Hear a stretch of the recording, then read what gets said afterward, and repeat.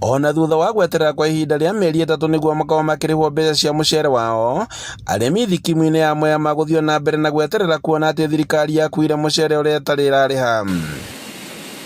Na kũringana na mũikarĩri gĩtĩ wa bodi ya arĩmi ya mũcere MRGA, mũcere ngũnia 25,000 cia mũigana wa ciringi 210,000 nĩcio ciakuirwo hĩndĩ mbeca ici itirĩ irarĩhwo. Nĩtwarĩria ministry ĩkĩreta AFA na KNTC na ithuĩ tũgĩikara thĩ makiuga nĩ mekũgũra mũcere witũ.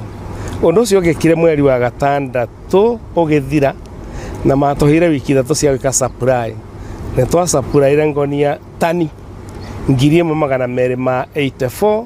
Nĩ twarĩkĩtie gũtwara mũcere wa mũigana wa 210,000 o iria tũtakoretwo tũrĩhĩtwo ihinda-inĩ rĩrĩ.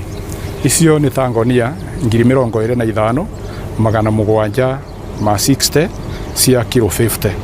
Augĩte atĩ nĩ maiguanĩire na rũhonge rwa KNTC nĩ ũkorwo ĩkĩrĩha mũthia-inĩ wa mweri wa gatandatũ, no rĩu me mweri-inĩ wa kanana na matirĩ maramũkĩra mbeca ici. That one is putting us in a very bad situation. Tondũ na marata tũramahenia na thimũ nĩ tũhũrĩte nyingĩ tũkathi office ya KNTC magatwĩra ona maneno mara expect kwaroketwo mbeca nĩgetha matũhe. Anthony Waweru nĩwe mũrũgamĩrĩri wa thathaitĩ ĩno akiuga atĩ arĩmi makoretwo makĩnegena kuona atĩ matiũĩ rĩrĩa makarĩhwo, o rĩrĩ mweri-inĩ wa gatano makoragwo marĩhĩtwo mbeca ciao cia mũcere.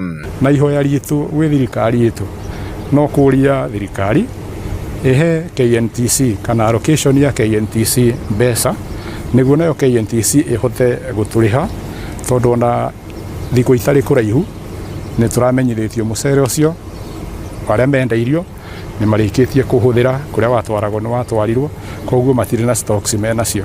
Arĩmi magĩtarĩria ũrĩa makoretwo magĩtangĩka kumana na wagi wa mbeca makĩria hĩndĩ ĩrĩa magũcokia ciana mathukuru na makĩria rĩrĩa mekũharĩria mĩgũnda yao.